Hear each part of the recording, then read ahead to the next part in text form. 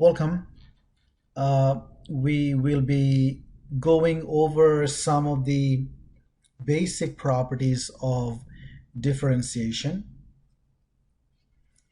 The derivative of a function f at an input x is denoted by the symbol f prime of x, and it is defined to be the limit as h approaches 0 of the difference quotient f of x plus h minus f of x over h, provided the limit exists.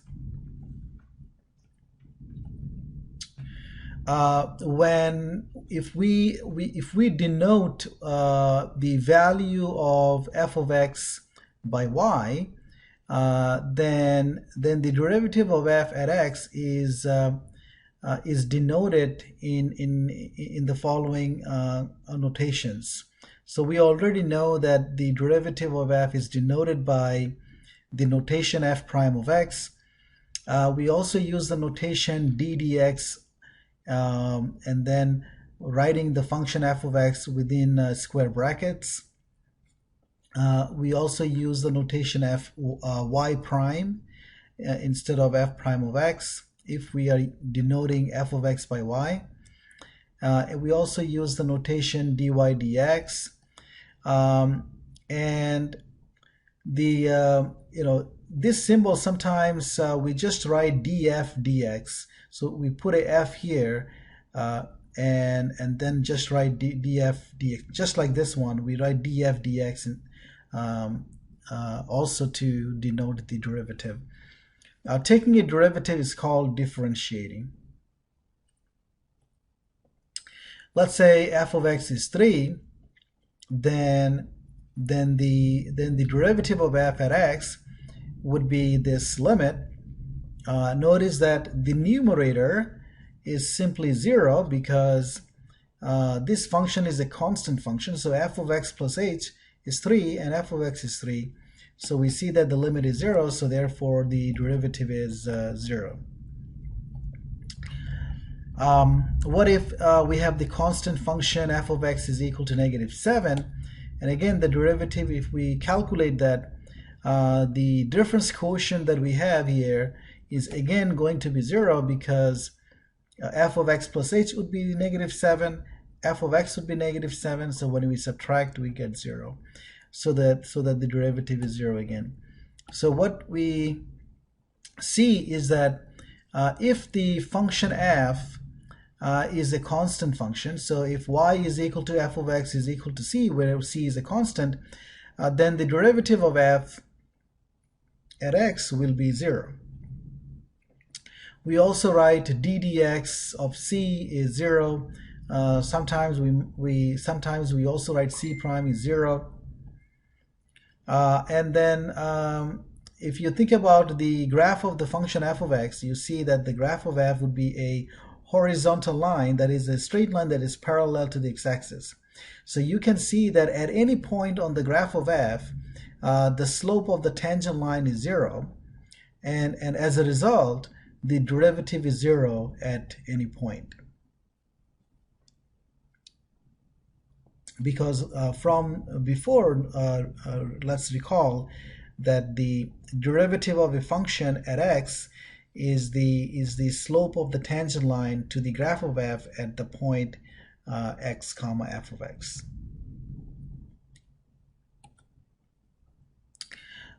Using the limit definition of the derivative of f, we can show that x prime, the derivative of the function x is 1, derivative of the function x squared is 2x, derivative of the function x cubed is 3x squared, derivative of the function x to the 4 is 4x cubed, derivative of the function x to the 5 is 5x to the 4, derivative of the generally the derivative of x to the n would be n times x to the n minus 1. So so generally for any positive integer n here, we can use this formula here. Now each of this can be found by just evaluating the corresponding limit for the derivative. So we have this power rule where if y is equal to f of x is equal to x to the n, where n is a fixed real number,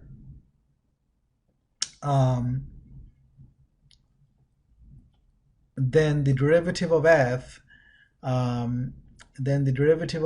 is equal to n times x to the n minus 1, and this is known as the power rule. So in another notation, we can say y prime or dy dx is n times x to the n minus 1.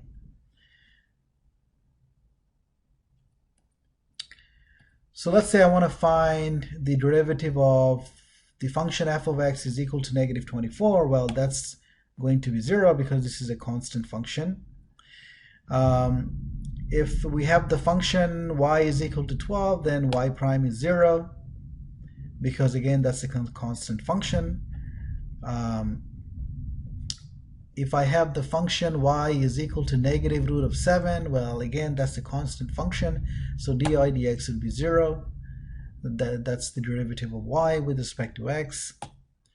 The derivative with respect to x of 5 plus e to the negative pi, well, that's going to be 0 because 5 plus e to the negative pi is just a constant. What's the derivative of f of x equal to x to the 6? Well, by using the power rule, we know that it is going to be 6x to the power 1 less than 6, which would be 5. What's the derivative of z to the negative 2? So y is the function z to the negative 2, and we want to find the derivative of y with respect to z. Well, by the power rule again, we get negative 2 times z to the 1 less than negative 2, and 1 less than negative 2 is negative 3. So again, it will be negative 2 minus 1, which is negative 3, which can be written as negative 2 divided by z cubed. What's the derivative of x to the 3/2? Again, by the power rule, it is 3/2 x to the 3/2 minus 1. So this exponent should be 3/2 minus 1, but 3/2 minus 1 is half.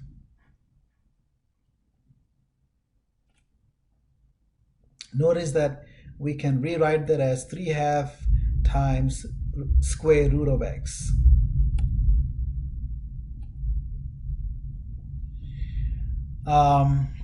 So in sometimes we might have to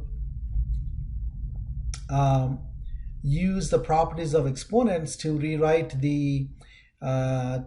some of the expressions before we apply the power rule. So let's say I have the function f of x is equal to 1 over x. How can I use the power rule to find the derivative of this function? Well, the power rule applies to a function of the form function which is just a power of x.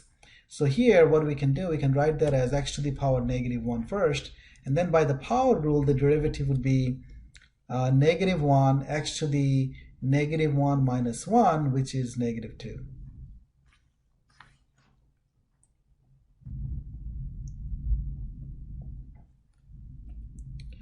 Which is negative 1 divided by x squared.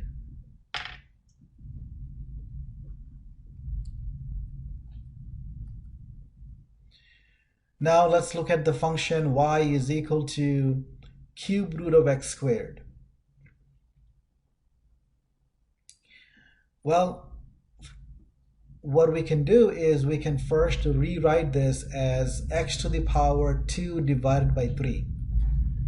Okay, so cube root means it's whatever you have inside that to the power 1/3. So this means x squared to the power 1/3, which is the same as x to the power 2/3. And now we can apply the power rule. It is 2/3 x to the power 2/3 minus 1. Now 2/3, if you subtract 1 from 2/3, you get negative 1/3.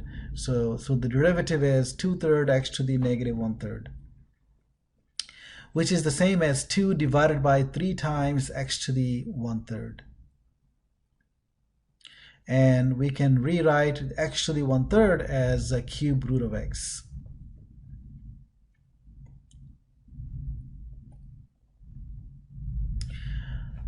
Okay, so here is another general property of derivatives. So if k is a constant here, then the derivative of k times f of x is the same as k multiplied by the derivative of f of x. So basically what we're doing is the constant factor k can be taken outside of the derivative, and then you take the derivative of the remaining function. So here's an example. Let's say I want to find the derivative of 2x to the 4 over 7. So since 2 divided by 7, that's a constant, before we take the derivative, we can take 2/7 outside of the derivative, and so we get 2/7 times the derivative of x to the 4. And now we can apply the power rule and say, okay, that's the same as 4 times x cubed. So then we get this, and then this is 8/7 x cubed.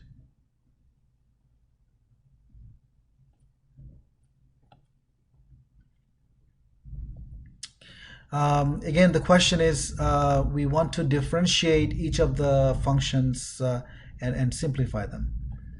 So if I have the function f of x equal to 4x to the 5, that's the derivative of that would be 4 is a constant, so you take 4 times the derivative of x to the 5, and the derivative of x to the 5 can be obtained by using the power rule.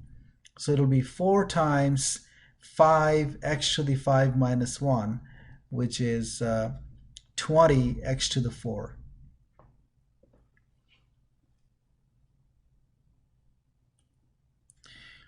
If I have y is equal to z to the 4 divided by 12, then what is then notice that we can rewrite that as 1/12 times z to the 4, and then dy dz then would be 1/12 multiplied by the derivative of this. So this is a constant factor, so you keep it as it is, and then you multiply that with the derivative of z to the 4, and the derivative of z to the 4 by the power rule is 4z to the 4 minus 1, which is 4z cubed. So we get 1/3. So the 1/12 and 4 reduces to 1/3, so we get 1/3 z cubed. So we get z cubed divided by 3. The derivative of 3 over x to the 4, what's that? Once again, we need to rewrite that in terms of a power of x. So what we can do is rewrite that as 3 times x to the negative 4, and because 3 is just a constant factor, that can be taken outside, so we get 3 times the derivative of x to the negative 4, and the derivative of x to the negative 4 by the power rule again is negative 4 x to the negative 4 minus 1, and negative 4 minus 1 is negative 5, so we get negative 4 x to the negative 5, and then we get negative 12 x to the negative 5, and then we will rewrite that as negative 12 divided by x to the 5.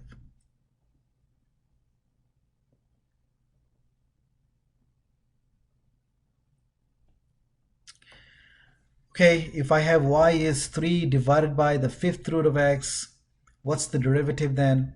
Well, the derivative then before we can find that, let's rewrite this. So in the denominator, what I have is x to the power 1/5. So the fifth root of x means it is x to the power 1/5. Now, so because I have 3 divided by x to the 1/5, I can rewrite that as 3 times x to the negative 1/5. And now I can apply I can apply the power rule. So when I take the derivative dy dx, then it will be 3 times the derivative of x to the negative 1/5, and the derivative of x to the negative 1/5 is negative 1/5 x to the negative 1/5 x to the negative 1/5. We will be subtracting 1 from this. So if we do that, we get negative 1/5 minus 1, which is negative 6/5. So this is so then we get negative 3/5 x to the negative 6/5, but then x to the negative 6/5 can be written as 1 over x to the 6/5. So we get negative 3/5, negative 3 divided by 5 times x to the 6/5.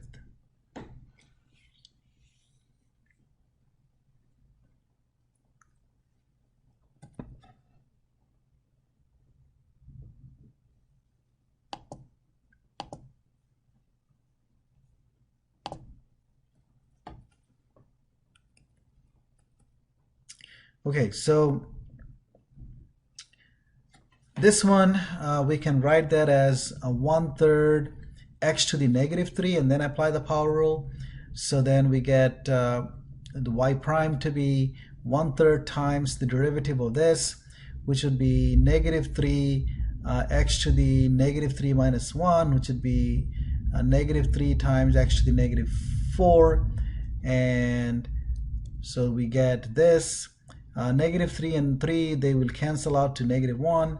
So we get negative x to the negative 4, which we can write as negative 1 divided by x to the 4.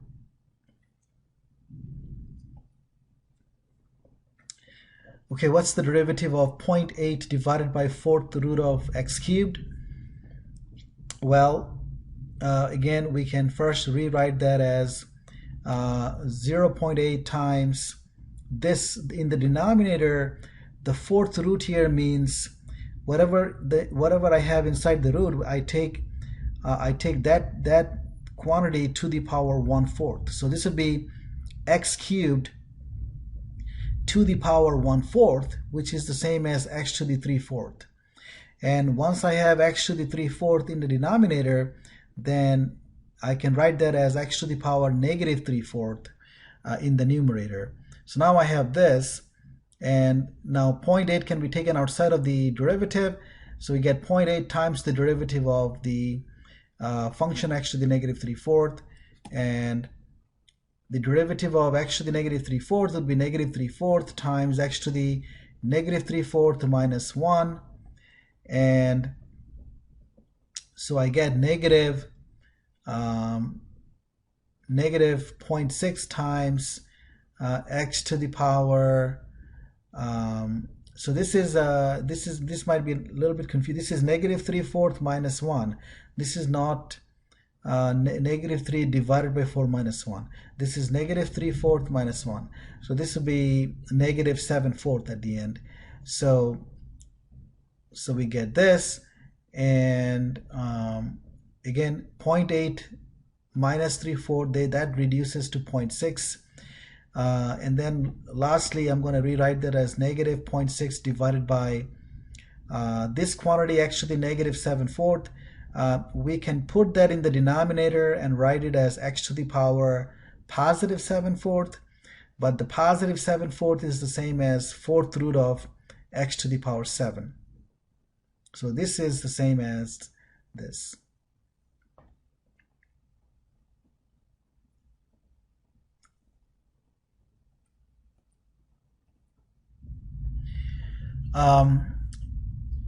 So this property of derivatives tells us that the derivative of f of x plus or minus g of x is equal to the derivative of f plus or minus the derivative of g. So in other words, what this is telling us is that if we are taking the derivative of a sum, then we can take the derivative term by term, or we can take the derivative of, in other words, the derivative of a sum is the sum of the derivatives of the summings. So here's an example. If I have f of x is equal to 4x to the 7 plus root of x, then what's the derivative? Well, by the sum property, the derivative would be the derivative, so the derivative of, you take the derivative of each summand and then you add them. So basically, first of all, this is the same as 4x to the 7 plus x to the half, and then we take the derivative. So the derivative of the first term here would be 4 times derivative of x to the 7, which is 7x to the power 6. Derivative of x to the half would be half x to the power half minus 1, which is negative half. So now let's simplify this. We get 28x to the 6 plus x to the negative half. That's the same as 1 over x to the half, and 1 over x to the half is the same as 1 over root of x. So we get 1 over 2 root of x.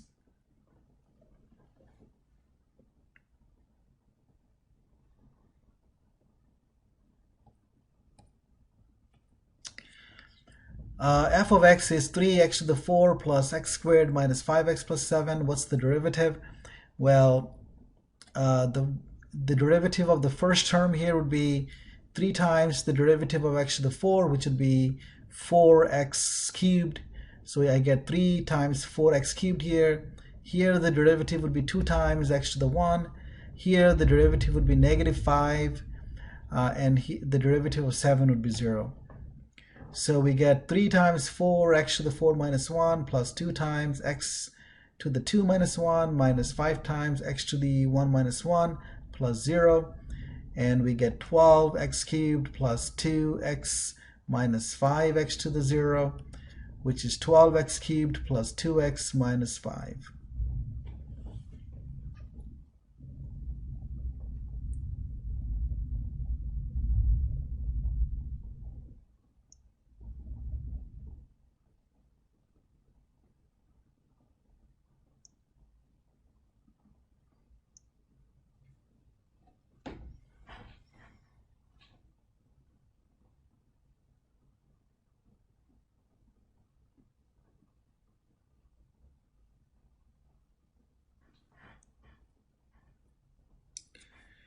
Okay, let's say we want to find the derivative of negative 3 over 4x plus 4 over x cubed minus x to the 4 over 8. What's the derivative? The derivative would be the derivative of negative 3/4 x to the negative 1. So this 1 over x is the same as x to the negative 1. This one would be 4 times x to the negative 3. And here we get negative 1/8 x to the 4. Okay, what's the derivative of the first term? It'll be negative 3/4 times negative 1 x to the negative 1 minus 1. So this is the, right here is the derivative of x to the negative 1. This would be 4 times derivative of x to the negative 3 would be negative 3 x to the negative 3 minus 1 minus 1/8. And the derivative of x to the 4 would be 4x to the 4 minus 1. So we get positive 3/4 x to the negative 2 minus 12 x to the negative 4 minus half x to the 3. Now this we can write as x to the negative 2, that's the same as 1 over x to the 2. And this would be 1 over x to the 4. So we can write that as 3 over 4x squared minus 12 over x to the 4 minus x cubed over 2.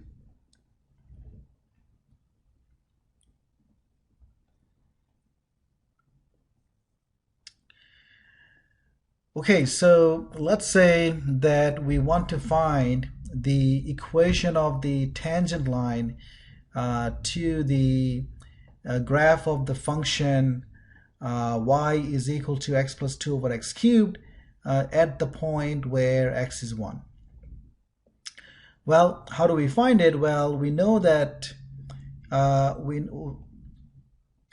let's first calculate the point where we want to find the equation of the tangent line.